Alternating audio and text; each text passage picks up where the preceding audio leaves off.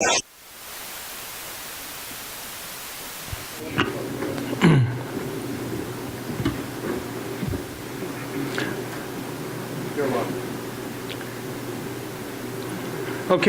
so what happened here, first of all, yeah, please, thank you. First of all, let's look at this quote. To support and defend the Constitution from all enemies, from foreign and domestic. This is the oath of the Constitution. What occurred in Katrina disaster aftermath was a violation of the constitutional oath taken by the military, the police, and government officials. In this country, the military, legislators, and all government officials take an oath to uphold and defend the Constitution of the United States of America. Not to any president, legislator, government, political party, organization, or whatever. It's not like a dictatorship. In the Third Reich, the military took an oath directly to Adolf Hitler, and we know what happened there. Statistics. Statistic after statistic, based on the FBI data, has shown that guns in the hands of citizens have consistently averted serious crime. If you haven't read this book, I would suggest getting it. More Guns and Less Crime by Professor John Lott, University of Chicago. There's another website here that has very interesting and definitive statistics on what's happened in different countries and the United States with gun controls and the lack of gun controls. This video will be made available to everybody, so if you want, or you can see me personally, you can copy down those websites. The gun-free zone panacea. Only possibly effective if backed by a foolproof lockout of criminals. Well, that's not going to ever happen. Never did. Doesn't happen on planes or whatever. Other than that, it defies logic. In 1974, Arab terrorists killed 31 children and faculty in an Israeli school. What did the Israelis do? They responded by arming and training their teachers and parent chaperones, with the result that no child within a school has been murdered for the last 38 years. You can choose to protect your home with a suitable firearm or with a gun-free zone sign. You make up your mind. What I did is I went to, and this is a good website. I have it up there again from the National Rifle Association. It has a chronological history of stories where people have defended themselves, defended property, or defended other people with the use of a firearm. And basically, it's a story from a newspaper. It has the references to the newspaper. It has the dates.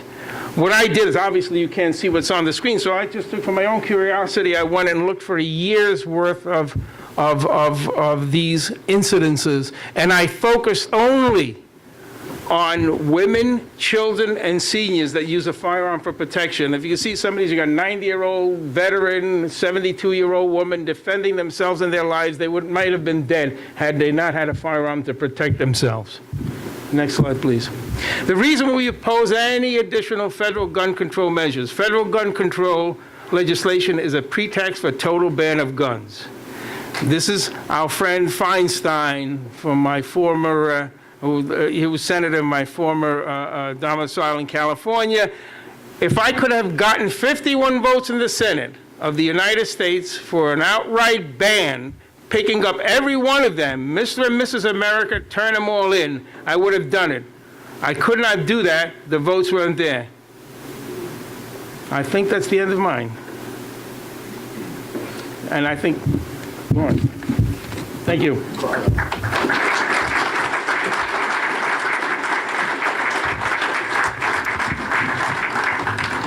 Thank you, Carlo. You can see that last quote lets it all hang out. Her oath was to uphold and defend the Constitution of the United States of America. And what did she say publicly? She publicly said she was going to try to vote her way around the Constitution. The Constitution has in it the provision for an amendment. If they want to change the Second Amendment, let them go through the provisions of the Constitution. We have a problem in this country today with the federal government. We truly do.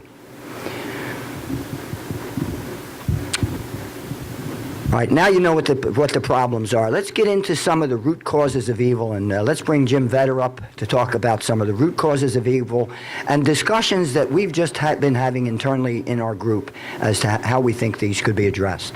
Jim? All right, thanks, Steve.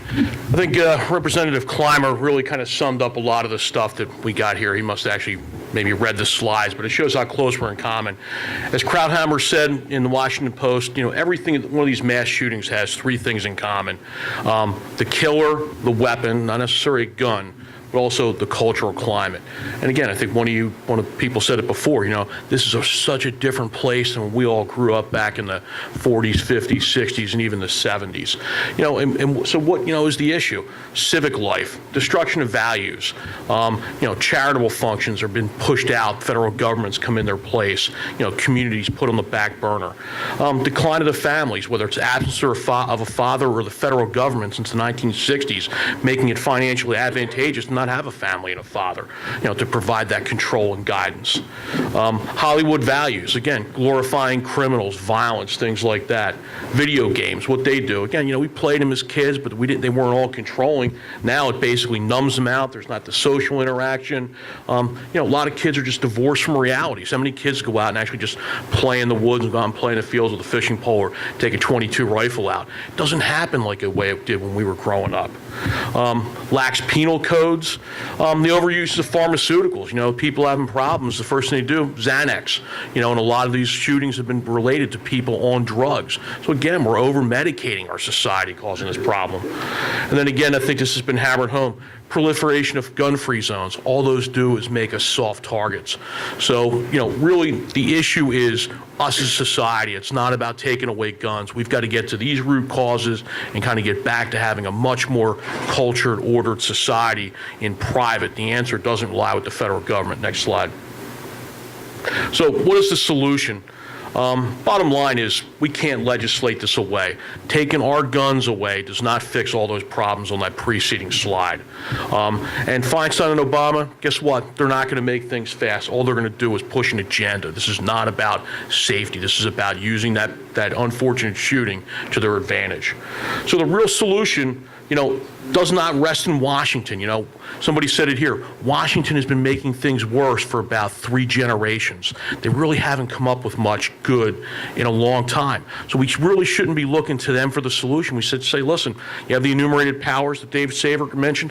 Stay to them. Let's let the states and our local communities deal with this problem.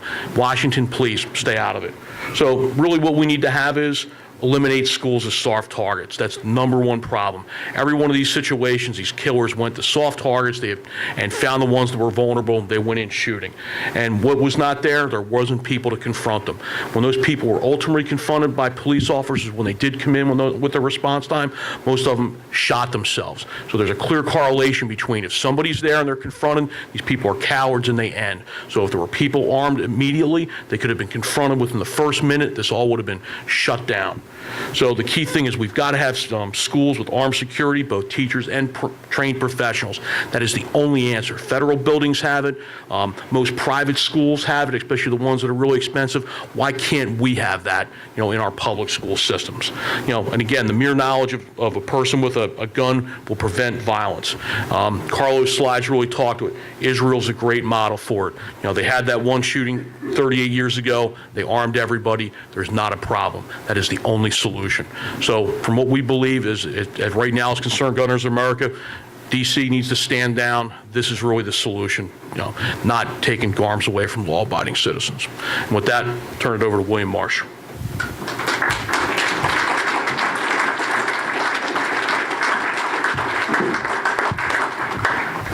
Thanks, Jim. Did anybody see the article? I don't know if you could call it an article, but a blast through the emails today that one of the schools, I think it was in Ohio, recently implemented armed guards in the schools. And guess who they're arming? The janitors, the custodians, okay? Brilliant. When we met with Mike Fitzpatrick, those of us in the Concerned Gun Owners several weeks ago, we had suggested to Mike And there was some retired law enforcement officers in the group that met with us, and we had suggested to Mike that there are people that are retired and willing to volunteer their time, they're licensed to carry, and they volunteer to protect our schools. Amen. All right, with that, let me introduce our next speaker, William Marsh. William is a local business owner. And as William is speaking, this is like being at church in a sense. It's time to pass the plate. Again, we're volunteers. We're not getting paid for this. We pay for the room, the AV equipment, and printing, things like that. So if the bucket comes around, please feel free to give what you could to help defray costs on this. With that, let me bring up William Marsh, who is our Patrick Henry.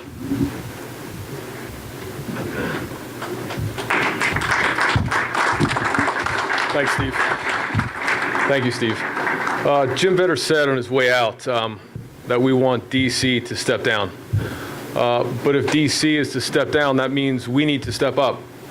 And as I go through my presentation, I would like to ask each of you in your own mind to ask yourself a question. And that question is, what are you prepared to do to defend your rights?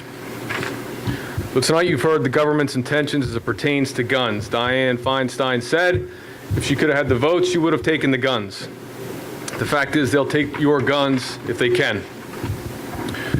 You've heard the government's view of themselves. When asked about the constitutionality of Obamacare, Nancy Pelosi said, "Are you serious?" Representative Pete Stark of California said, "Yes, the federal government can do most anything in this country. The fact is, they don't take our Constitution seriously." Tonight, you've heard the government's opinion of you. Obama said of rural America's frustration with their government, they get bitter, and they cling to their guns and their religion. They don't respect us. They don't respect our way of life. Tonight you've heard the recent history on gun control. Homicide up 52% in the UK, assault up 50%, robbery up 5%, rape up 30% in Australia. In fact, downtown Baghdad is safer than South Chicago. And nearly all mass homicides occur in their gun-free zones. The fact is, disarming lawful citizens does not work. Tonight you've heard that the largest genocides in history are in fact democides. That is when governments kill their own people. And let me be clear. We're not saying that democide is going to happen here. What we are saying is that we are certain that democide will never happen here. And that is only guaranteed because the American people are well armed. You've heard the constitutional history. George Washington, guns are second only to the Constitution. They are the citizens' liberty teeth. Thomas Jefferson, the strongest reason for the people to retain the right to keep and bear arms is, as a last resort, to protect themselves against tyranny in government. You've heard the moral philosophy. The idea of America is that every man has worth and has dignity. Every man has rights, which are intertwined into his being. And in America, government is a legitimate enterprise only when serving to protect this idea, to protect the rights of citizens. America ultimately must be a confederation of free men, dedicated not to their own license, but dedicated to the equal freedom of other men. So tonight you've heard the moral case, the history of the Second Amendment, the history of gun confiscation, the recent results of confiscation, and our government's view of you, itself, and its ambition. And so what? All this talking and all this listening mean nothing. Nothing without action. So what actions are we asking you to take now, today? Number one, we ask you to sign the letter to the sheriff, and also to bring 10 more names to the next meeting. We're asking every one of you to do this. We're asking you to sign the open letter to government, and again, to bring 10 more names to the next meeting. We're asking you to sign the open letter to school administrators and to return 10 more names at our next meeting. But more importantly, we're asking each one of you to draw a line, a personal line in the sand beyond which you will not yield. When people talk of our founders, they speak of extraordinary men, and they were, but they are only extraordinary men because they were ordinary men, like you, like me, like all of us here tonight, who did an amazing thing. They claimed what was rightfully theirs, and what was previously denied nearly all men before them, their liberty. And they claimed this liberty despite their government's best effort to deny it. So as I look in the audience, what do I see? I see an audience of ordinary men. Again, you, me, all of us. So then the question is for us, will these ordinary men, like their forefathers so long ago, claim, not even claim, merely maintain what is theirs, what was given to us? I say, and I give you my word, my bond, that I will live free, and that I will die to protect my liberty, but also your liberty. For this is the bond between us, between free men. This is a bond which is seldom uttered, but which must once again become our way. Who do we look to? Who are our guiding lights in liberty? The people on the screen: Martin Luther King, Mahatma Gandhi, Nelson Mandela, a Chinese dissident, Rosa Parks, and our founders. These men and women defended their rights against unlawful government. These heroes said no. They proclaimed their dignity with their liberty. They did so at high cost to themselves. They did so peacefully, or in the case of our founders, trying desperately to avoid violence. But each of them were, in the end, individuals who made a decision, and that decision was to say no. So my question to you tonight: will you claim not just what is rightfully yours, your liberty, but will you promise me, promise the other men in this room and in town halls across this country, promise your children, promise the men who died to defend your liberty, promise that not on your watch will the flame of liberty go out, no matter the hardship, no matter the cost, no matter what may come, that the flame of liberty will be passed yet again from one generation of American to the next? Will you promise that when you are called to stand, and it's becoming clear you will be called, will you defend your rights? Will you defend your neighbor's rights? Will you defend our rights? I want you now, in your seats, to look into the eyes of the person sitting on your left and sitting on your right. And I want you to tell them, and mean it, I will defend your rights, and shake his hand. This must be our bond.